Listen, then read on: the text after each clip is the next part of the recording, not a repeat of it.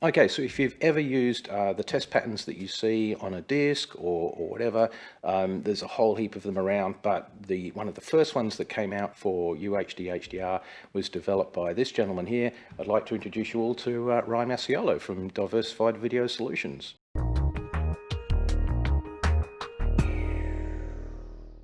Hey Ryan.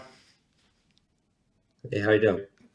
I'm good, mate. Good. So, first of all, let's do a little bit of background on you. You didn't make test patterns all your life. How did what were you doing before, and how did this all kick off?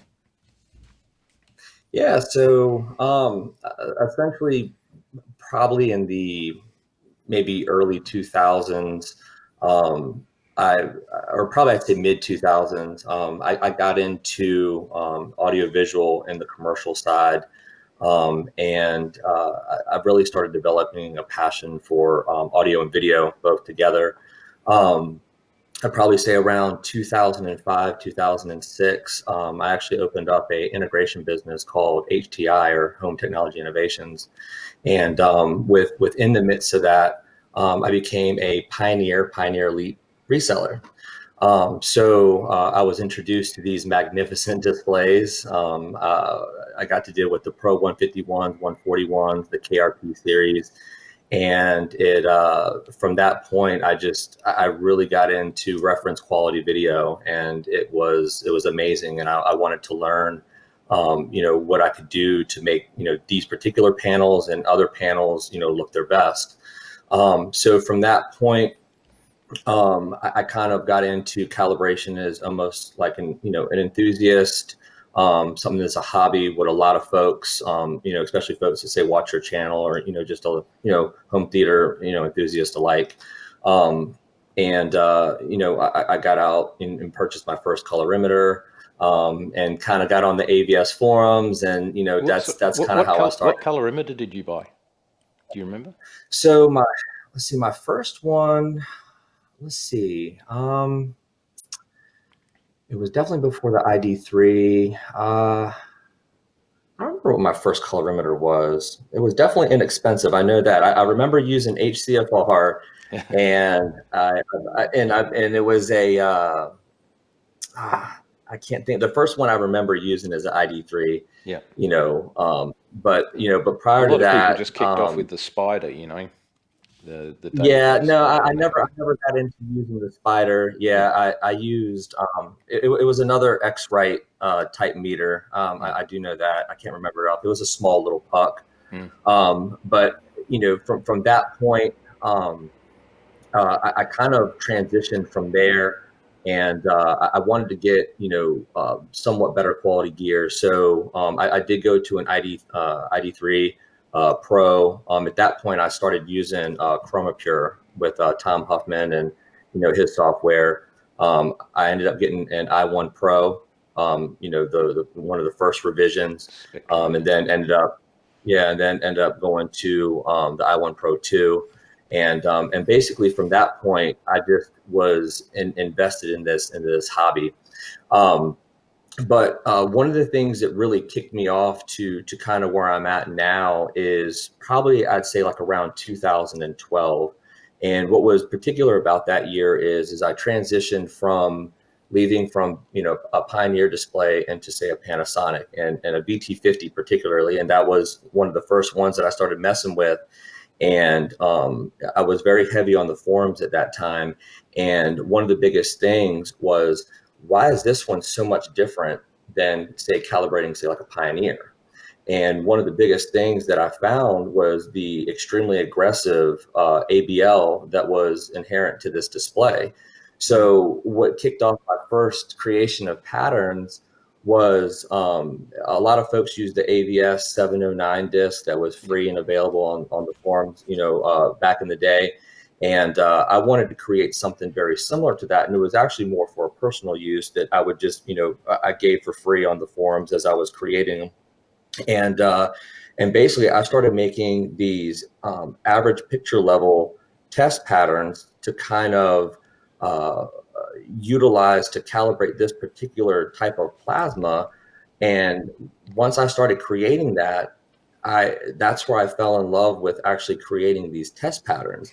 Now, mind you, when I first started, it was in Photoshop. I was making these test patterns. I was working with a multitude of folks on the forums, and trying different things. I wasn't coding at that point, so I was basically taking a bunch of freeware.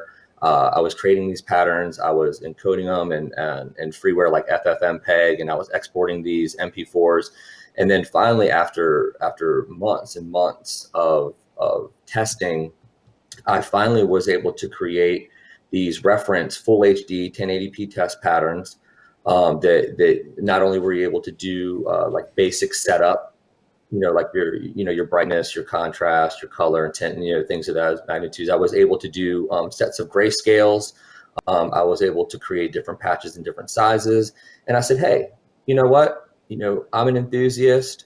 Some folks, maybe they don't have the budget or they're not willing to spend, $2,000 to say $5,000 on a test pattern generator. But, you could use these reference, test patterns that you could, load onto a flash drive, and, you could buy a relatively inexpensive colorimeter, and you can kind of get started. And that's kind of what kicked it off. So at that point, still very early in my game, because like I said, this is around 2012 into 2013. I basically took these files, made them as downloads, and provided them. At the beginning was free, and then I actually took a authoring software. I believe I used Adobe Encore at the time, and I actually authored a disk that had these patterns, and I made it available as an ISO download, and then eventually made it to disk. But none of this was big production. This was all relatively small, no website or anything yet. This was just basically something like an AVS 709 disk. So how long was it taking you to make one pattern at the beginning? At the beginning, it was taking quite some time. Obviously, through the years between now, to 8 years later, it was definitely a process. Especially once you started talking about making a reference test pattern, it was more than just say creating something in Photoshop, going to encode it, and then mux it into say like an MP4, make it into a transport stream, and author it. So it was taking, there would be weeks and weeks and weeks of just pattern generation. I was working on a smaller machine, and coding times were taking a tremendous amount. I mean, there were times where I would start something, I would make a bat script in the morning, and I would start having it encode, test pattern after test pattern after test pattern. I would leave to go to my day job, and I would come home, and my poor laptop at the time was still encoding, making test patterns. So it was a lengthy process then. At that point, I realized that this was something that I wanted to do, and something that I wanted to get better at, and something that I wanted to do more than just a hobby. So I took a little bit of a hiatus. I did run this as R.Maciola's Advanced Cal Disk, and I did run that for some time doing full HD. I made some revisions and some other test patterns for specific display specific test patterns, and then from that point it kind of just stopped. And then not that I lost the passion for doing it, to a point where I guess BT 709, SDR, basic, legacy calibration, so to speak, was kind of at a stopping point for me. Like there was nothing else that I felt that I could offer within those test patterns. So you'd done this all in your free time. It was all out of love and passion. Mhm. And I guess one of the questions is, and the sort of big discussion around the time was how accurate were these test patterns? I know with some of the early generators that I bought, you'd buy a generator and then someone go, oh, that generator's not accurate, so how did you find out and learn to make your test patterns accurate? How did you was that just from talking on the forums, or how the hell did you learn this stuff? Well, I tell you what, a lot of it was from the forums. There was a lot of folks on there, a lot of knowledgeable folks on there, giving up their insight, free time, going back and forth behind the scenes, doing, private messaging, sending test patterns to folks until finally, working with a couple of programmers, I was able to figure out how to create a reference 8-bit test pattern, and actually how to start encoding these with code-based application using open source encoders, but not using something say as wide open as say like FFmpeg or something that anyone has access to. Things can do encoding, but it's not going to provide you reference. And anyone who's tried to build test patterns, would know that that it's coming out and it's close, but there's like I say before, there's no sense in making a test pattern if it's not referenced. So but So so some of, mhm. for the people who are listening to this, who kind of a lot of if any of this is going over their heads at the moment, if we just skip back to basics, the test patterns are what people like you and I use to get your TV right. Yeah. I mean, why? I suppose one of the obvious questions: why do we need test patterns in the first place? Well, I mean, essentially, test patterns will not only help calibrate, but it also exposes issues and anomalies within a display, because nothing's perfect. And even when you calibrate to what the best that your particular display can do. So if we're just talking about, say, standard SDR, things that we've been dealing with for decades, you essentially want to try and get your particular display to show its best to whatever content the creator its intent was. So if you have a cheap $500 display, and you say compare that to say like a $5,000 display, they would both um, they would both show benefit to calibrating both. But say with the $500 display, it might not be able to calibrate out to an extremely low delta E, across the board, but you are going to get it as close as possible for that particular display. As where say a $2,000 or $3,000 or $5,000 may let you take it up to that up 10% to get you close. So the reasoning for the test patterns, even from a basic setup. So, and I'm sure you've heard this a lot, uh, Andrew, is that basically that if you were to use, say like your basic setup pattern, say like your brightness, your contrast, your tint, especially with SDR, that would essentially take you 50 some plus, to that point of calibration without even going into grayscale and getting, knee deep into color. So even if you were to balance or if you were to adjust your brightness, your contrast, you're actually getting your display close. And for some folks, that's fine. And there's a lot of folks who may not go into the, getting a meter, getting the software. They may want to take, these basic setup test patterns and essentially get the basics done, and that's fine, but some folks want to take it to that next level, so where you do your contrast and your brightness and your tint and your color and your sharpness, and you get all that set up, and then you want to go into balancing your grayscale and taking it to that next level, and then get into your color, getting your gamma set up, and then from that point you're vested, you're you're in it. Mhm. So there's a couple of interesting things here. I mean, I've often, I must be a bit of a, I don't know, TV shop voyeur or something, because I've stood in TV shops and listened to people selling TVs. And, I remember an old couple standing there and they're just mind boggled by, the 40 TVs that are on display. And I'm sitting there quietly thinking that, within reason, all these TVs have got the same number of pixels. All of them have got red, green, blue pixels. Yes, they have different luminance and things like that, but essentially, within reason, as you said, they should all look the same.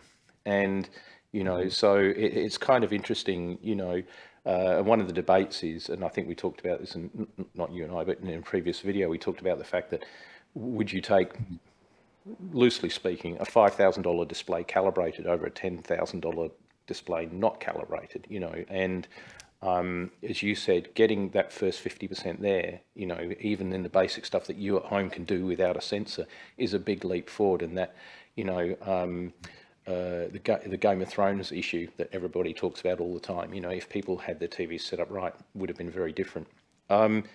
I guess one of the things is that, something I addressed in a video we did actually yesterday, was on Rec 709. Rec 709 was kind of great. I love Rec 709. It was stable. It was end to end. It was like predictable. Everyone was doing the same thing. And it was kind of a pleasure to calibrate because you kind of know what you're doing, and, it was very mature and very reliable. Then UHD came along. What happened then? Yeah, well, not just UHD, but HDR came along, and I can't agree with you more. Is SDR was it was comfortable, especially as a calibrator, and you had a set of standards that have been in place for so long, and you knew what to do. You could go in there, you set up your meters, you know exactly what test patterns, and yeah, you had to learn, different displays, and that was fine. And I know dealing with LCDs and dealing with plasma, back in those days, you had a couple of things that you had to address, heat and angles and certain things. But you knew that ultimately what your grayscale needed to look like and tried to get it to that point. You knew exactly what gamma curve you're aiming for, whether it be 2.2, 2.4, later BT 1886. And I mean, Life was easy. Life was easy. And then, then HDR came along, and it was the wild, wild west. Matter of fact, I'm actually quoting Tyler Pruitt, saying that HDR. This was back a couple of years back, but he was saying HDR is like the wild, wild west, and we started talking about HDR and projectors and how that was even more crazier. But changing over to HDR calibration was definitely a challenge. And not to jump the gun, but essentially one of the main reasons that I started doing the SDR patterns for full HD 1080p was to provide a reference level quality test pattern at a reasonable price that most folks could afford, whether they're an enthusiast, hobbyist, or even professional. Was one of the main founding points of starting my new business and going into the Ultra HD HDR was there was nothing available. There was, and so this was in late 2015, early 2016, when I started doing Ultra HD HDR. I started doing my homework and testing, and I went into a whole bunch of beta phases. Again, back on the forums again, but there was no HDR test patterns available, period. And for me, I was ready to go. I was ready to jump into this. I wanted to learn about it. And even at that point, I don't even believe there was any test pattern generators that were doing anything that was HDR. And if they were, it was kind of mediocre quality at best. I think they were still trying to learn at that point. And so I started. I took the same methodologies as I utilized for SDR pattern creation, and I kind of took that into Ultra HD HDR, and I started off with the most open source beginning stages of HDR, which was static HDR10, and that was the basis of what what started where I'm at now. So that's how I found you. HDR came along and pulled the calibration rug from underneath me, and I was quite happy with what I was doing. And then it's like, what have you done to me? And I started looking around, and I found you. And how long ago was that now? I mean, when did you start first putting that out? So it was the summer of 2016, I released Rev 1, and that was not even under Diversified Video Solutions at that point. I was still running it as myself I as remember. R.Masciola. Yeah. And basically what I wanted to do was, in similar fashion to how it was with the SDR, I was on the forums. I started an entire, a whole new chapter, a whole new thread, and basically said, look, guys, this is what I'm trying to do. And basically everybody was on there. They were beta testers. And, you know, the deal that I made with everybody on there is free patterns for everybody. I'm on here trying to get this started. You know, everyone on here has got, you know, different displays that we could test this on, you know, different things to trigger. And at that point, there was already software and other mechanisms out there to also test signals for reference sources as well. So we started off with Rev 1, and I believe, if I'm not mistaken, we got all the way up to Rev 12, and then at Rev 12, around late 2016, right at the beginning of 2017, Diversified Video Solutions was born. So at And from that that point, how many test patterns had you created? Do you know? we had over 800 at that point, almost 1,000 test So patterns. how much time of your life have you put into this so far? A lot. There's been a lot, you know, because at that point you figure, you know, I was still working, you know, my day job, and you know, at that point, you know, my youngest daughter was maybe a year, maybe 2 years old.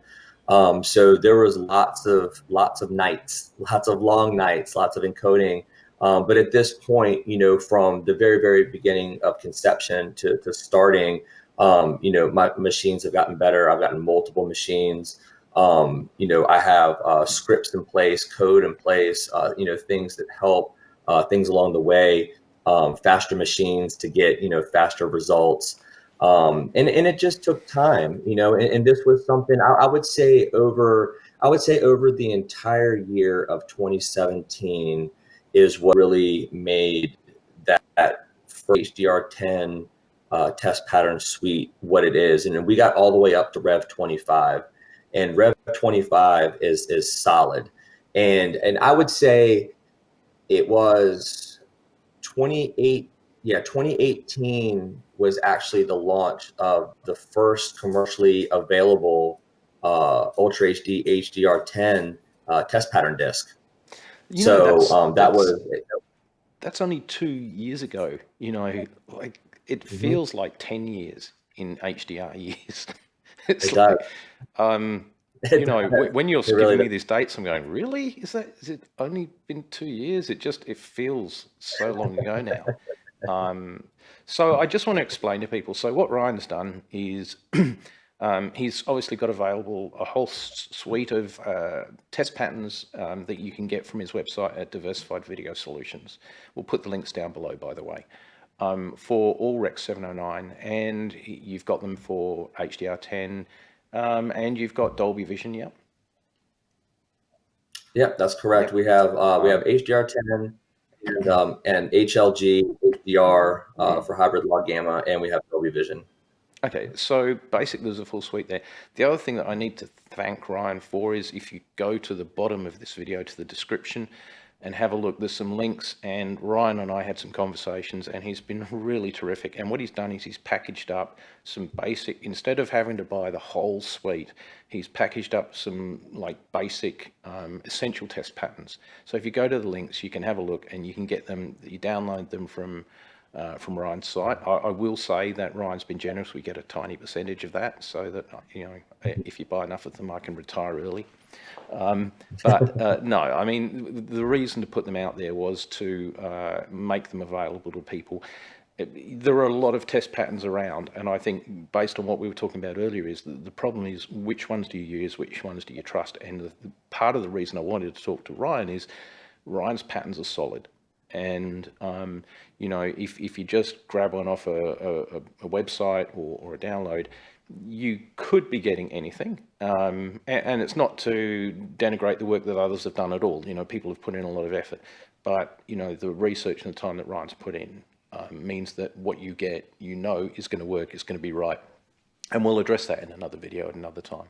But I just wanted to thank you for doing that, Ryan, and you know, the time you put into just putting these patterns together for the people who follow our channel. I mean, they're available to everyone. You don't have to be on our channel, but the links are there. So, so that's awesome. So, you know, you were holding down another job. You were having babies, settling into a house, I guess, making patterns. And all of this for love. Then you kicked into Maciolo and then became Diversified, you know, Video Solutions. What happened to your life then? So at that point, I knew that I was getting into something that was a need for folks, because it exploded. I mean, downloads were flying, and I was getting a lot of calls and you know, emails saying, you know, what about a disk-based solution? And this is us going into 2018. And at that point, I have never dealt with professional authoring, especially Ultra HD.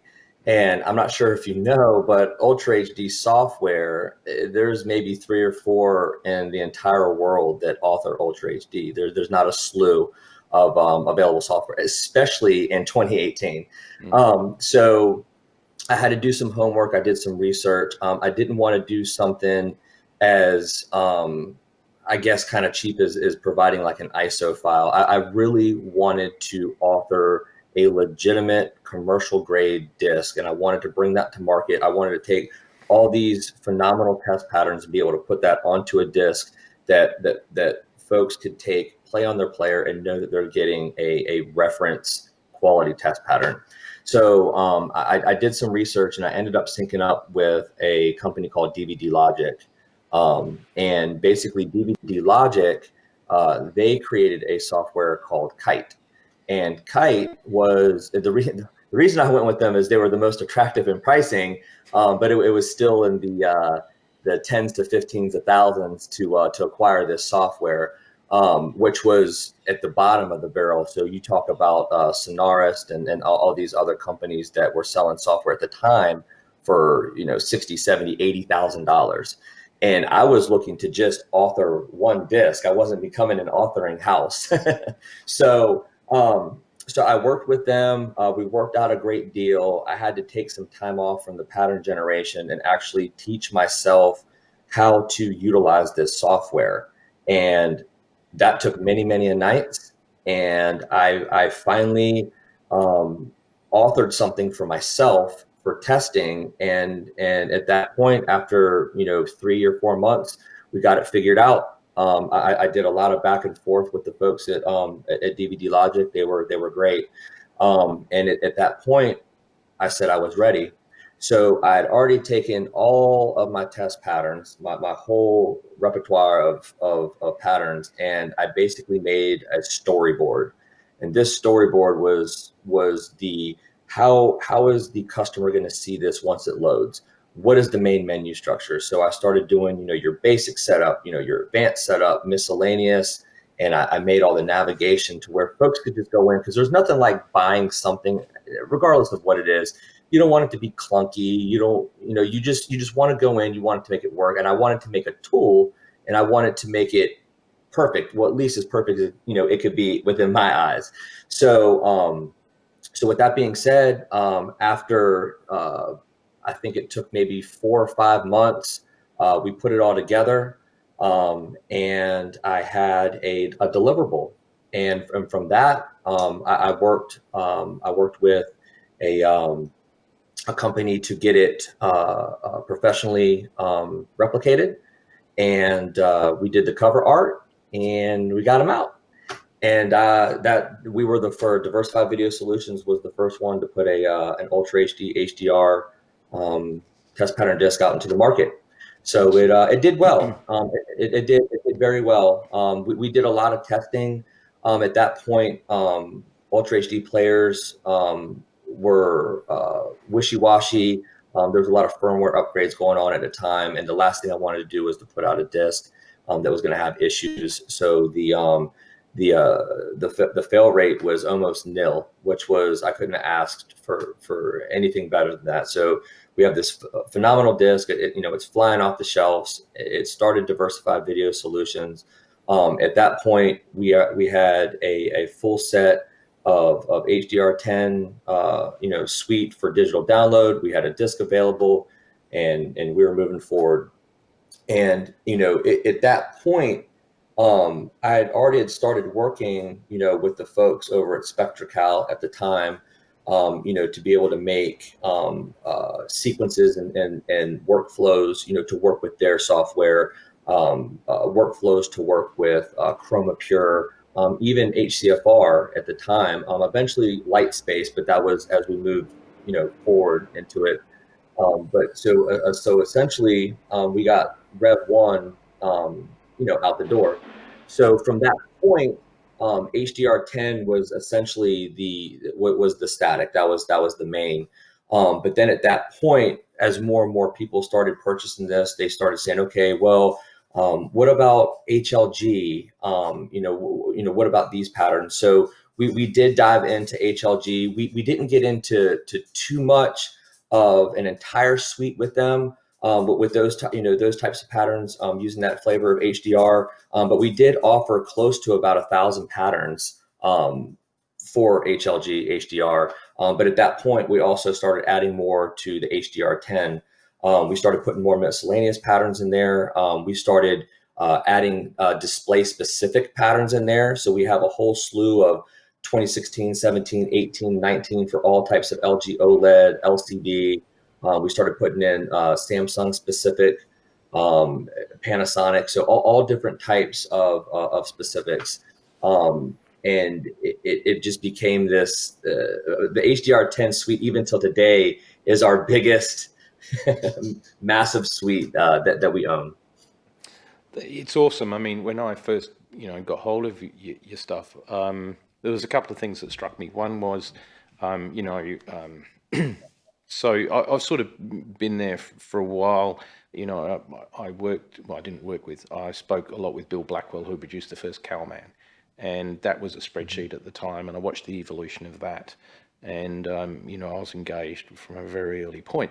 And then I was looking for source material. I couldn't afford a pattern generator, so it was discs. And of course, the classic back then was DVE, Digital Video Essentials, I think it was.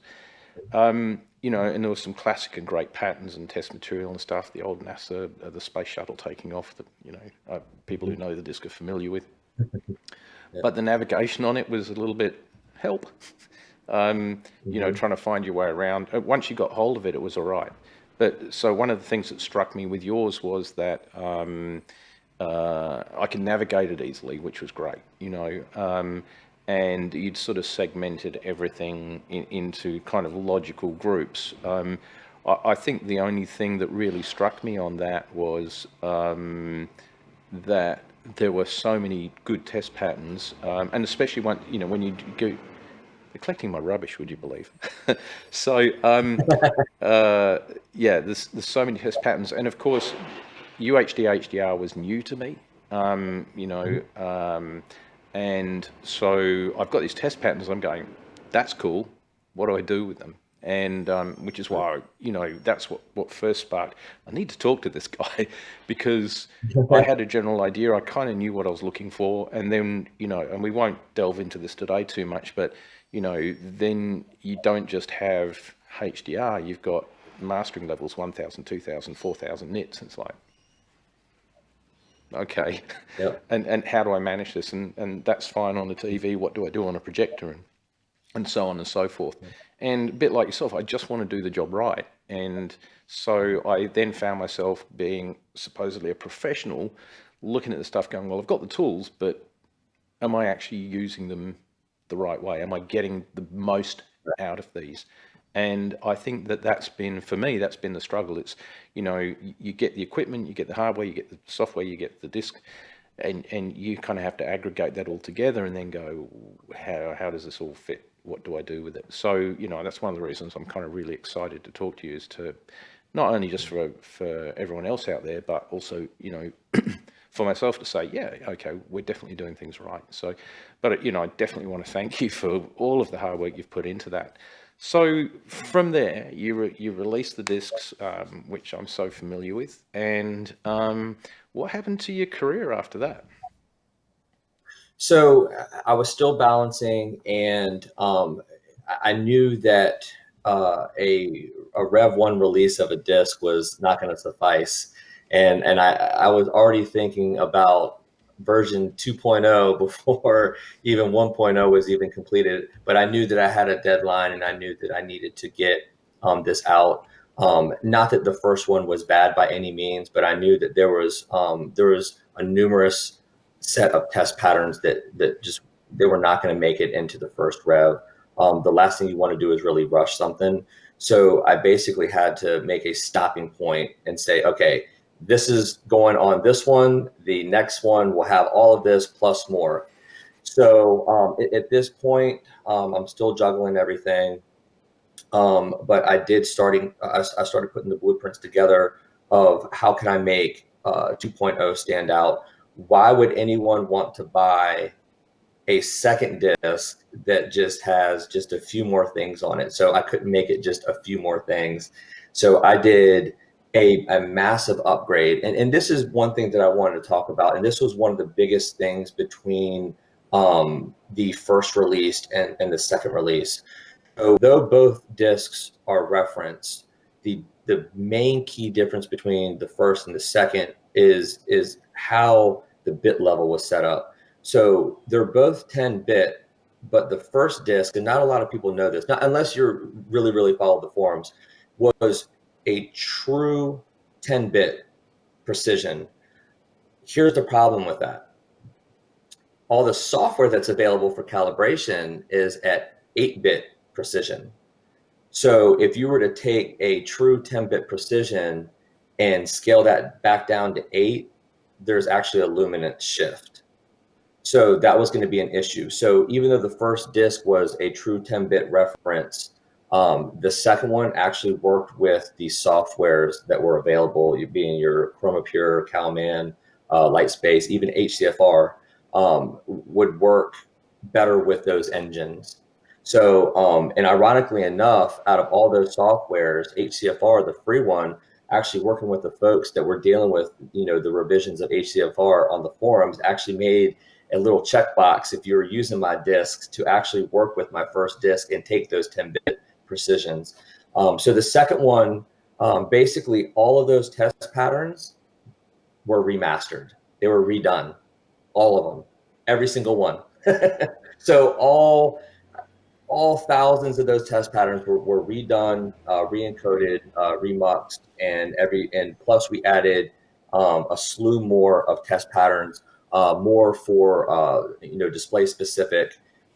We did a familiar menu setup. We put it all together, and then 2.0 came out, and we are still selling version 2.0, and that release was in 2018, and we are near the end of 2020. And it's still selling. Excellent. Oh, that's a tribute to the work that you've done there, which is fantastic. Awesome. Now, so your career changed then, didn't it? Yes, it did. So I still do consulting, but there's still a balance between the two. So Diversified Video Solutions is still split a 50-50 with my other work. So Diversified Video Solutions isn't the only thing. So I still work for actually one of the biggest integrators in the world. I won't name drop anything, but if you look up largest AV integrator in the world, the name will pop up. So there's still a balance between them and with Diversified Video Solutions. So it's still both hand in hand. I still run both. I still do consulting, and I still run Diversified Video Solutions as well. And have you had any involvement with any of the studios, or how deep has this gone for you? So actually, it's funny you say that. So it's not necessarily the studios. I've I've gotten hit and had conversations with a lot of manufacturers, you know, big name manufacturers from, you know, on the projector side, display manufacturers, everything ranging from, TCL to Vizio, Sony, I mean, JVC, working with all those folks. There was some involvement with Dolby, obviously making the Dolby Vision test patterns. That's a whole conversation in itself. That was a massive undertaking and project to do. But there was a lot of conversations behind the scenes on certain things. And surprisingly enough, I'm still just a small guy. I'm one man team that runs this. That's very passionate about the work that I do. But even though my patterns are provided for say the enthusiast or even professional level calibrators, my patterns are still even used by manufacturers and other professionals to test gear. It's a good way to test. So I mean, even though you have say the Numeridio Gen 7, or you have all these other high-end pieces of gear to calibrate with, folks still take my test patterns and use them as a test reference as well. So there's all types of use cases. Your test patterns are in the Meridio 7, aren't they? That is correct. Yeah, that is correct. Which we just bought one the other day, actually. So yeah, the Gen 7 is phenomenal. There's nothing else like it. Matt Murray and Justin, those a great group of guys over there. They really are awesome. We're actually working closely with them on the audio side. It's really quite solid in terms of video, but just, we got the unit and we know that it worked with Dolby and that on it. And what we were kind of looking for with the audio patterns, anyway, that's another story. But I've now got myself involved with them in sort of helping and recommending and making suggestions, and even little things. One of the things I noticed with the unit was that when you're calibrating with it, it's got a really bright screen. And I said, look, when you're generating test patterns, can you please turn the little screen light off, because that shines up on the projection screen. So there's a little bit of feedback loop happening there. But yeah, right, they're a terrific bunch of guys, and and it's feedback from people all around the world, that gets accepted by people like that, and I guess yourself to make the stuff better. So, mate, that's awesome. And you're still loving it? Yes, I am. So, as a matter of fact, so I've kind of I've dipped down, just different things happening in life, and one thing that I am going to working on coming back and kind of reinventing Diversified Video Solutions a little bit. I am working on my new website. The current one that's been up now for a little while has had a few minor updates, but I have a brand new platform, a brand new website that's going to be coming out here within the next month or so. I am going to be working on a couple of different packages, that works with the Calman home software. That's been a long time coming. And also another thing too that folks have been reaching out is needing custom test patterns. So they do have my my test pattern suite, the entire thing. But say they need something custom. So I've been building one-off and custom test patterns for folks. And one thing that I used to do was make display specific code values for certain displays. Well, instead of adding this into my suites, what I'm doing now is, since there's a multitude of them, I mean, you could have one display. Let's take LG, for example. You could have one set of code values in the Amazon Prime app, but then, you could have another set of values in the Netflix app, or another one in the Hulu app. And then you have Dolby Vision, and then HDR10, and there's 6 or 7 different code value sets for all these different displays. So now what I'm doing is folks can reach out to me directly, and I'm going to make that a little bit more easier for the end user with our new website to be able to go in and request certain things, and then we can build these accordingly.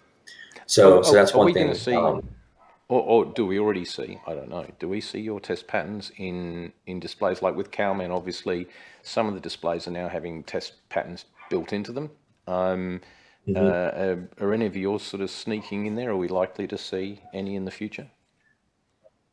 Let's just say there's probably some Chinese manufacturer of displays that may have or may not have my test patterns, um, that may present themselves. It is one thing to have some test patches, but to actually have some miscellaneous test patterns in there for demonstrations is another. So yeah, absolutely. This is you know one thing on adding to the slew of other folks trying to make video better. Mm, that's awesome.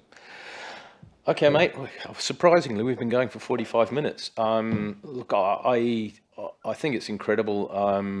If people don't know about it, they should go and check out your website, have a look at the product. If you want to improve your TV or projector, I think the mind-boggling thing, and that we probably have to do this under another discussion.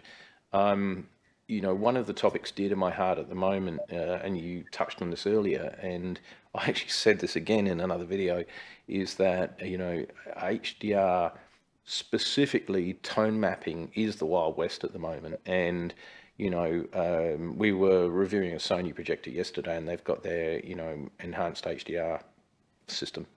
Panasonic are doing a version of tone mapping, obviously Lumigen, Mhm. Mad VR.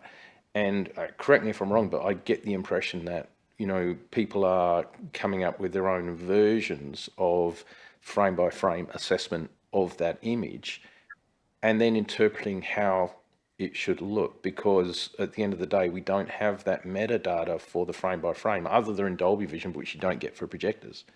Mhm. So, trying to get my head around that as a calibrator all the time for dynamic tone mapping and how that's impacted by the different mastering levels and so on and so forth. Am I missing something, or is that just like a minefield at the moment? Yeah, no, I agree with you. It is a minefield, and I can kind of relate this to, um, say you're going to calibrate, and let's go back a little ways, and you're going to calibrate your first LCD that has local dimming, Mm, and with this local dimming, it's going to change your calibration. mm, So there was a big controversy going back and forth. Well, do we calibrate with local dimming on? Do we calibrate with local dimming off? So a lot of folks went with going with off. Go mm, ahead and calibrate in the display to what you feel is a reference level. Then you turn local dimming back on, and you just let the display run. mm, So is this something where we go in to say like a projector?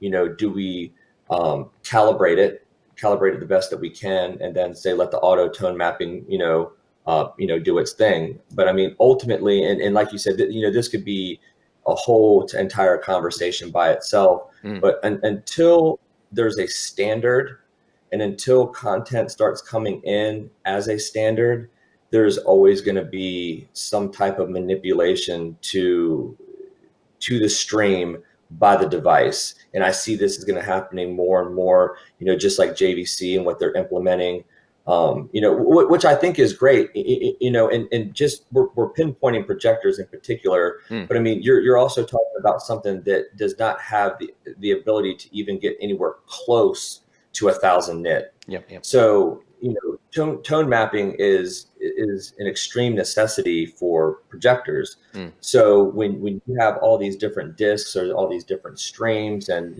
some are coming in at 1,000 nit, some are doing 4,000 nit, some have a max fall of whatever the case may be, but it's all over the place, and there's no there's no rules. It's just it's everywhere. There's no standard. So I do think there's going to be a lot of implementation of these manufacturers doing their own independent manipulation of the signal. And as a calibrator, it's kind of discerning. How do you know you're leaving the customer with the correct image? You like to think that based on the graphs that you see that it's right, but as well as I do, that a pretty graph doesn't always, correlate to a perfectly calibrated display. So there's still a lot, that needs to be discovered. There's still a lot that needs to be figured out. And for me, I'm definitely not the expert on that part. There's a lot of folks at these, like the folks over at Portrait Displays, and that are working with some of these manufacturers on trying to make these things better. I just try to make the tools and the reference test patterns to go along with those folks to try to make it whole. I think the interesting thing here is, we had a conversation a while ago, Enzo and I, and we had an issue with frame rates in movies. And of course, Hollywood's now saying, you've got to be true to the original, and they want you to be watching it as the director intended, which is fine. We're in for that. But when you're watching it as the director intended at a certain frame rate, and you've got all these kind of jaggies and things happening, and it's kind of unwatchable. I think 1917? There's a scene in there. It's just like, oh my God. And Hollywood's sort of jumping up and down saying, it's got to be true, and it's like, yeah, okay. Now we've got dynamic tone mapping. We might have the frame rate right. What's the picture look like? Yep. So I know. it's like, you got to have it right. How? So yeah, and it's kind of interesting that there's people sitting there, and I've got the greatest respect for Jim at Lumigen and so on and so forth, but it's like, and each person has their own process, but I just find the whole thing fascinating, but I can't wait until there's this kind of hard and fast set of rules and numbers that we can all work to. And I appreciate how much work you've done in trying to get your head around everything that's going on. So look, hey, thanks. I guess we should probably wrap the conversation up there, mate. I just want to say congratulations. I mean, something that started off as a hobby has now launched you into the middle of this industry. And, I think it's a massive achievement, mate. So I take my hat off to you. And, I really thank you for what you've done. And I thank you for making the tools available. And I thank you for your time talking to us today. And I encourage people to get hold of your test patterns. And then once you've got them, hang in there, because as soon as Ryan and I can get together again, we'll do a run through of, the most essential test patterns, what they are, what they look like, and how to use them. And we'll go from there. So yeah, awesome. Anything else you want to say, Ryan? No, I appreciate you having me on, and I could sit here and talk about this for hours. But yeah, I love it. I'm an enthusiast at heart. So I'm going to keep on, doing what I do, and then keep providing, what we provide, and keep on learning, and keep on moving forward. No problem. Okay, look, we'll wind up now. So thank you everybody for joining us on our channel again. We really appreciate it. If you could please like, subscribe, ring the bell so you get the notifications, and add your comments, especially questions that you might have for Ryan about test patterns, because that's going to help us sort of craft up the next video that we do. So yeah, get involved, people, have your say, and fire away in the comments below. And don't forget to have a look at those links for the test patterns. You can get the cut down versions in the link below, but you can also go to Ryan's website, Diversified Video Solutions, for the entire disc and get the whole lot there, and that'll keep you going for months and months and months. So thanks again, Ryan. All right, thank you. Cheers.